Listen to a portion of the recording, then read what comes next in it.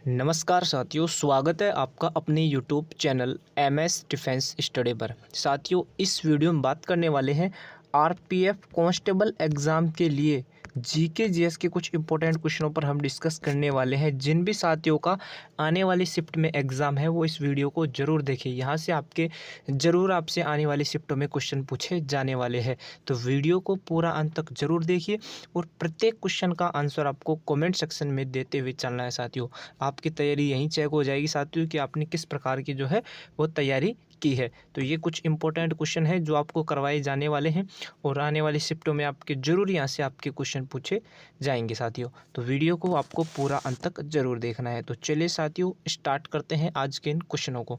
तो क्वेश्चन साथियों आपकी स्क्रीन पर दिया गया है, विश्व का सबसे बड़ा जो महाकाव्य है वो कौन सा है। विश्व का सबसे बड़ा महाकाव्य पूछा है आपसे, वो कौन सा है।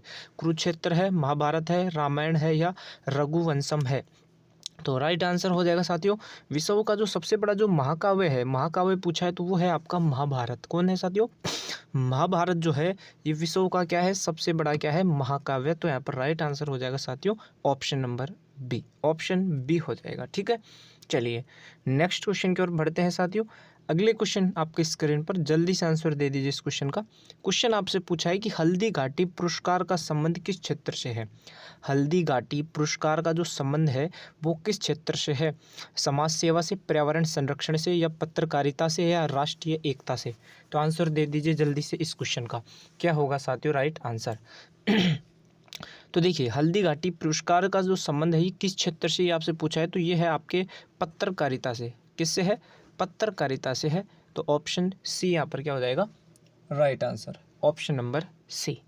चलिए नेक्स्ट क्वेश्चन की ओर बढ़ते हैं। अगला क्वेश्चन है, शून्यकाल कितने बजे शुरू होता है। जो शून्यकाल है ये कितने बजे शुरू होता है। 1 बजे, 10 बजे, 12 बजे या 2 बजे। शून्यकाल आपसे पूछा है कि यह कितने बजे शुरू होता है।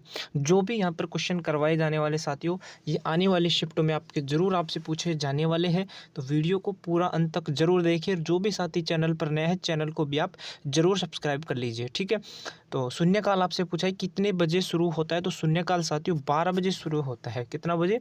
12 बजे शुरू होता है। तो राइट आंसर यहाँ पर हो जाएगा ऑप्शन नंबर सी। ठीक है, चलिए अगला क्वेश्चन देख लीजिए। संगम साहित्य किस क्षेत्र का साहित्य है। जो संगम साहित्य है ये किस क्षेत्र का साहित्य है। महाराष्ट्र का, तमिलनाडु का, केरल का या कर्नाटक का। संगम साहित्य पूछा है आपसे कि किस क्षेत्र का साहित्य है। तो यह साथियों आपके तमिलनाडु का, कहाँ का, तमिलनाडु का क्षेत्र का है साहित्य क्षेत्र। ठीक है, तो संगम साहित्य जो है ये तमिलनाडु क्षेत्र का क्या है, साहित्य है। तो ऑप्शन की बात करें तो ऑप्शन बी यहाँ पर क्या हो जाएगा साथियों राइट आंसर हो जाएगा, ऑप्शन नंबर बी। अगले क्वेश्चन की ओर बढ़ते हैं। नेक्स्ट क्वेश्चन है, कोलेरे झील कहाँ पर स्थित है साथियों। कोलेरे जो झील है ये कहाँ पर है। उत्तर प्रदेश, आंध्र प्रदेश, मध्य प्रदेश और महाराष्ट्र। साथ के साथ कमेंट सेक्शन में आंसर देते हुए भी चलिए साथियों। तो इस क्वेश्चन का जो राइट आंसर होगा वो हो जाएगा आंध्र प्रदेश। कहाँ पर है साथियों?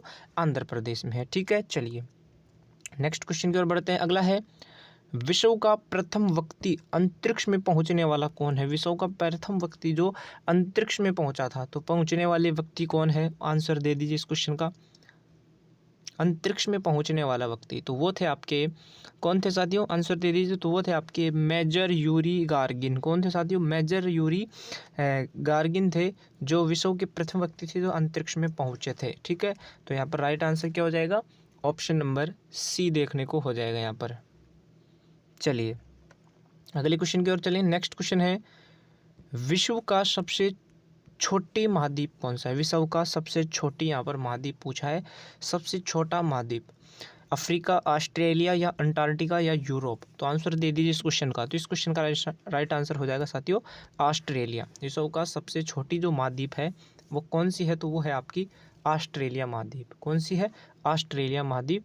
तो ऑप्शन बी यहाँ पर क्या हो जाएगा राइट आंसर हो जाएगा। ठीक है, चलिए अगले क्वेश्चन की ओर बढ़ते हैं अपन।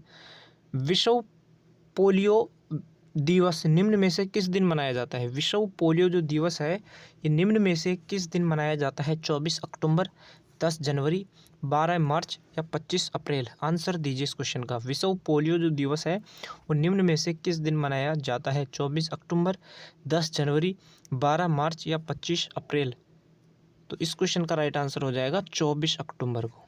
विश्व जो पोलियो दिवस है ये निम्न में से किस दिन मनाया जाता है, तो 24 अक्टूबर को मनाया जाता है। तो ऑप्शन की बात करें तो ऑप्शन ए यहाँ पर क्या हो जाएगा, राइट आंसर हो जाएगा 24 अक्टूबर।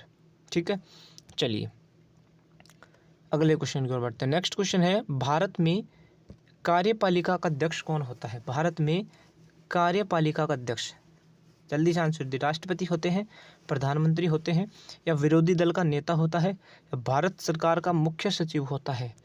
कार्यपालिका का अध्यक्ष आपसे पूछा है, तो कार्यपालिका का जो अध्यक्ष है वो होते हैं राष्ट्रपति। कौन होते हैं?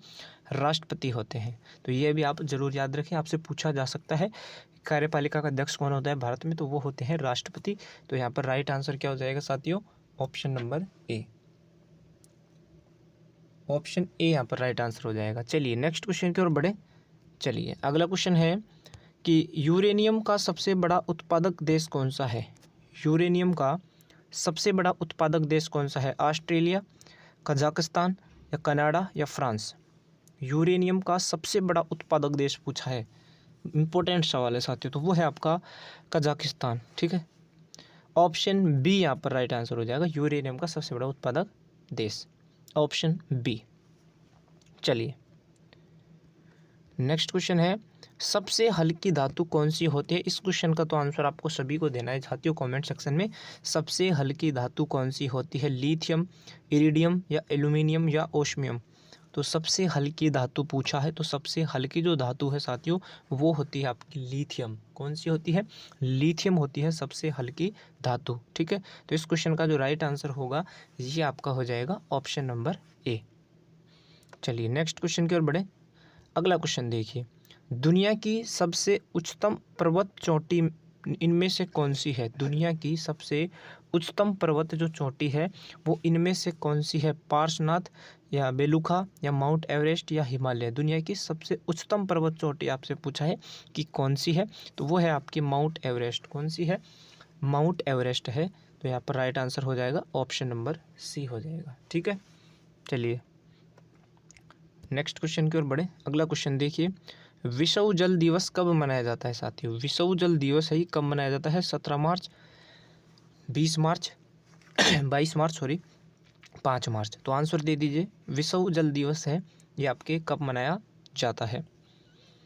तो विश्व जल दिवस की बात करें साथियों तो ये आपके मनाया जाता है 22 मार्च को। कब मनाया जाता है? 22 मार्च को मनाया जाता है विश्व जल दिवस। तो राइट आंसर हो जाएगा ऑप्शन नंबर सी। चलिए अगला क्वेश्चन देखिए। नेक्स्ट क्वेश्चन पूछा है आपसे कि गंगा की मुख्य शाखा को बांग्लादेश में किस नाम से जाना जाता है? जो गंगा की आपकी मुख्य शाखा है उसको बांग्लादेश में किस नाम से जाना जाता है? जमुना, पद्मा, मेघना, या कालिंदी? आंसर दे दीजिए जल्दी से। गंगा की मुख्य शाखा को बांग्लादेश में किस नाम से जाना जाता है? तो बांग्लादेश में जाना जाता है साथियों पद्मा के नाम से। किसके नाम से? पद्मा के नाम से जाना जाता है। चलिए अगले क्वेश्चन की ओर बढ़ते हैं। नेक्स्ट क्वेश्चन है, संगमरमर किसका रूप है साथियों? जो संगमरमर है आपका मार्बल, ये किसका रूप है? सेल का, नेस का, चूना पत्थर का, या बलुआ पत्थर का? संगमरमर पूछा है आपसे किसका रूप है? तो संगमरमर की बात करें तो ये आपकी चूना पत्थर का रूप है। किसका रूप है? चूना पत्थर का। संगमरमर की बात करें तो ये आपके चूना पत्थर का क्या है साथियों? रूप है। तो ऑप्शन की बात करें तो ऑप्शन सी यहाँ पर क्या हो जाएगा? राइट आंसर हो जाएगा ऑप्शन नंबर सी। अगले क्वेश्चन देखिए, क्षेत्रफल के आधार पर महाराष्ट्र का सबसे बड़ा जिला कौन सा है? क्षेत्रफल के आधार पर महाराष्ट्र का सबसे बड़ा जिला आपसे पूछा है, चारों में से बताना है आपको और जल्दी से आंसर दे दीजिए। तो वो है आपका अहमदनगर। कौन सा है? अहमदनगर है क्षेत्रफल के आधार पर महाराष्ट्र का सबसे बड़ा जिला। कौन सा है? अहमदनगर। तो राइट आंसर हो जाएगा ऑप्शन नंबर बी। अगला देखिए, डायनामाइट के आविष्कारक निम्नलिखित में से कौन थे? जिन्होंने किसका आविष्कार किया था? डायनामाइट का आविष्कार कौन थे? आइंस्टाइन थे, या न्यूटन थे, या अल्फ्रेड नोबेल थे, या मैडम क्यूरी थे? तो राइट आंसर हो जाएगा इस क्वेश्चन का अल्फ्रेड नोबेल। अल्फ्रेड नोबेल ने किया था डायनामाइट का आविष्कार। तो यहाँ पर राइट आंसर हो जाएगा ऑप्शन नंबर सी। आइंस्टाइन मत करके आना साथियों, अल्फ्रेड नोबेल हो जाएगा यहाँ पर। ठीक है, ऑप्शन नंबर सी हो जाएगा। चलिए नेक्स्ट क्वेश्चन की ओर बढ़े। अगला क्वेश्चन देखिए। नेक्स्ट क्वेश्चन है, स्टील उत्पादन में भारत का विश्व में कौन सा स्थान है? स्टील उत्पादन में भारत का विश्व में कौन सा स्थान है? पहला, दूसरा, तीसरा या चौथा? स्टील उत्पादन में पूछा है। क्वेश्चन को ध्यानपूर्वक पढ़कर आंसर देना है, जल्दबाजी में आपको आंसर नहीं देना है। तो जल्दी से दीजिए। स्टील उत्पादन में भारत का विश्व में स्थान पूछा है, तो वो है आपका तीसरा स्थान। कौन सा स्थान है? तीसरा स्थान है साथियों। ठीक है, ऑप्शन सी हो जाएगा राइट आंसर। चलिए अगले क्वेश्चन की ओर बढ़ते हैं। अगला क्वेश्चन आ गया है आपका, वीर भूमि किसका समाधि स्थल है? वीर भूमि जो है ये किसका समाधि स्थल है? जवाहरलाल नेहरू, इंदिरा गांधी, लाल बहादुर शास्त्री या राजीव गांधी? वीर भूमि आपसे पूछा है कि वीर भूमि जो है ये किसका समाधि स्थल है? तो वीर भूमि साथियों राजीव गांधी की। किसकी? राजीव गांधी की क्या है? समाधि स्थल है वीर भूमि। तो यहाँ पर जो राइट आंसर होगा ये आपका हो जाएगा option number D. Option D हो जाएगा साथियों। चलिए नेक्स्ट देखिए और आंसर दे दीजिए कमेंट सेक्शन में इस क्वेश्चन का। वंदे मातरम का नारा किसने दिया था? ये भी आपको सभी को पता होना चाहिए। वंदे मातरम का जो नारा है ये किसने दिया था? रविंद्रनाथ टैगोर जी ने, अरविंद घोष जी ने, या बंकिम चंद्र चटर्जी ने, या बिस्मिल्लाह खान ने? किसने दिया था साथियों वंदे मातरम का नारा? तो वंदे मातरम का जो नारा है ये दिया था आपके बंकिम चंद्र चटर्जी ने। किसने दिया था? बंकिम चंद्र चटर्जी ने दिया था। तो राइट आंसर हो जाएगा ऑप्शन नंबर सी।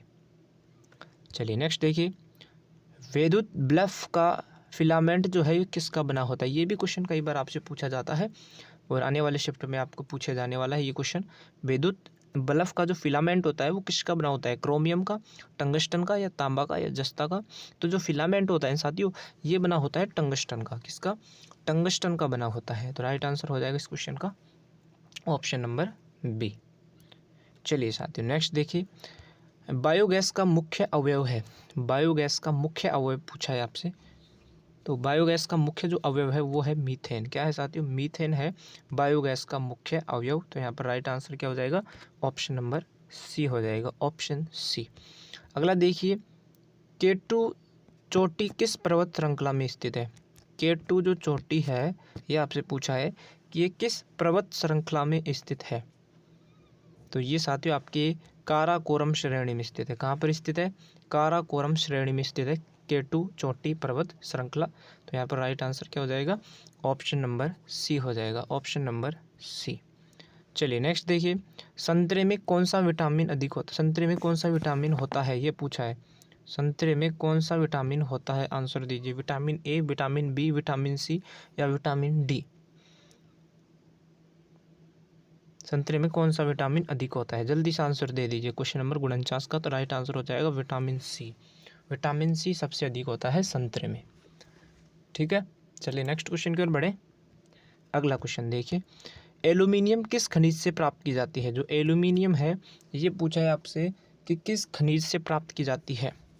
तो एल्यूमिनियम की बात करें तो साथियों ये आपके बॉक्साइट से प्राप्त की जाती है। किससे?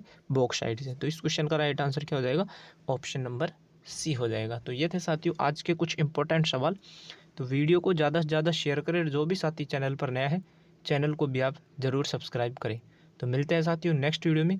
जब तक के लिए साथियों जय हिंद, धन्यवाद।